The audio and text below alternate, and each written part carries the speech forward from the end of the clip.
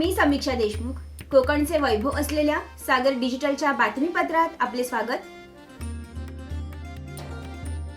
बदलापूरच्या घटनेचे तीव्र पडसाद, नराधमाला फाशीच्या शिक्षेसाठी रेल्वे सेवा ठप्प.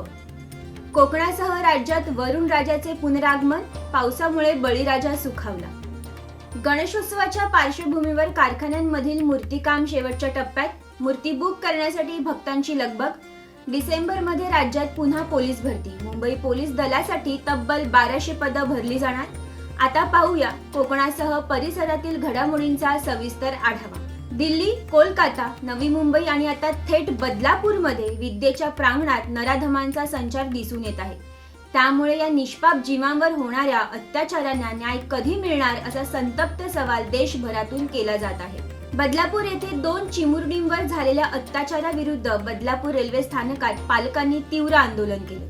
अक्षय शिंदे या नराधमाला फाशीची शिक्षा देण्यात यावी यासाठी संतप्त पालकांनी बदलापूर रेल्वे स्थानकात ठिय्या आंदोलन केले.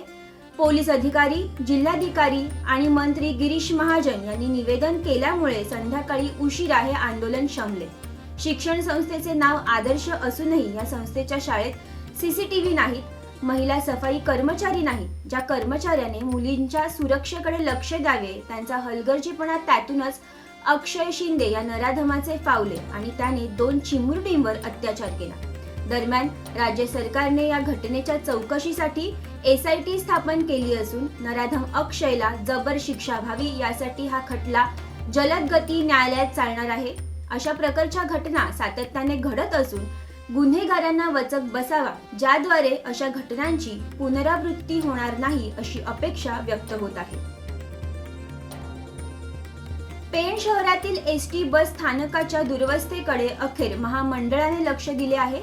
मागील अनेक दिवसांपासून पेण बस स्थानकात पावसामुळे पडलेल्या खड्ड्यांमध्ये पाणी साठत असल्यामुळे प्रवाशांना गैरसोयीला सामोरे जावे लागत होते. मात्र सध्या पावसाचा जोर ओसरल्याने खड्डे भरण्याचे काम ठेकेदाराकडून वेगात करण्यात येत आहे. पेण बस स्थानकामध्ये पडलेले खड्डे लाल माती आणि खडीचा भराव टाकून भरण्यात येत आहे. तसेच जास्त काळ टिकावा धरावा याकरता स्थानक परिसर सिमेंट काँक्रिटीकरण करण्यात येत आहे. यामुळे आता पावसाच्या दिवसात बस स्थानकात साठणाऱ्या पाण्याची समस्या आणि परिसराची होणारी दैना थांबणार असून प्रवाशांची गैरसोय थांबणार आहे. रायगड जिल्ह्यातील स्पर्धक हा आंतरराष्ट्रीय स्तरावर चमकून आपल्या गावाचे, जिल्ह्याचे आणि देशाचे नाव मोठे करावे असे प्रोत्साहन भाजप जिल्हा उपाध्यक्ष वैकुंठदादा पाटील यांनी केले आहे. जिल्हास्तरीय जलतरण स्पर्धेच्या उद्घाटन समारंभात ते बोलत होते. माजी मंत्री आणि विद्यमान आमदार रवींद्र पाटील यांच्या वाढदिवसानिमित्त पेणच्या कासार तलाव येथे जिल्हास्तरीय जलतरण स्पर्धेचे आयोजन करण्यात आले. या स्पर्धेच्या निमित्ताने सहभागी स्पर्धकांशी वैकुंठदादा पाटील यांनी संवाद साधला. त्या पेण तालुक्यामध्ये क्रिकेटचे अनेक सामने होतात, कबड्डीचे अनेक सामने होतात आणि सर्व आम्ही राजकीय मंडळी त्यांना सातत्याने मदत करत असतो. परंतु खरं म्हटलं तर पॅरिस ऑलिम्पिक या ठिकाणी पार पडलं आणि पॅरिस ऑलिम्पिकमध्ये आपण पाहिलं तर आपल्याला पदकांची त्या ठिकाणी निराशा लागली. खरं म्हटलं तर ऑलिम्पिकमध्ये सगळ्यात जास्त पदकांची संख्या असेल तर ती स्विमिंग या सेक्टरमध्ये असते आणि भारतातून स्विमर्स तयार होण्याची गरज आहे आणि त्याच्यासाठी हे नवीन स्विमर येऊन निश्चितच देशाला नवीन पदक आणतील आणि तशी अपेक्षा आम्ही करतो आणि त्याच्यासाठीच हे व्यासपीठ निर्माण करून दिले असं या ठिकाणी मी आपल्याला सांगतो. याच्या माध्यमातून सांगतो की नवीन स्विमर व्हायला पाहिजे. आपण पाहतो की चीन असेल, अमेरिका असेल, त्यांची पदकांमध्ये जी काही वाढ होते ती फक्त आणि फक्त स्विमिंग. ठाणे महापालिका घनकचरा व्यवस्थापन विभाग, प्रदूषण नियंत्रण विभाग, प्रभाग समिती अतिक्रमण निष्कासन विभागाच्या वतीने संपूर्ण ठाणे महापालिका कार्यक्षेत्रात सिंगल यूज प्लास्टिक बंदीबाबत धडक कारवाई करण्यात आली. ठाणे महापालिकेने केलेल्या या कारवाईत एकूण 106.54 किलो प्लास्टिक जप्त करण्यात आले असून यापोटी एकूण 84,300 रुपये इतका दंड वसूल करण्यात आला. याची माहिती ठाणे महापालिकेच्या मुख्य पर्यावरण अधिकारी मनीषा प्रधान यांनी दिली. रक्षाबंधन सणाचे औचित्य साधत मोखाडा पोलीस स्टेशनचे पोलीस निरीक्षक प्रेमनाथ ढोले यांनी जनसंवाद अभियानाअंतर्गत रस्ता सुरक्षा जनजागृती मोहीम जिल्हाभरात राबवली आहे.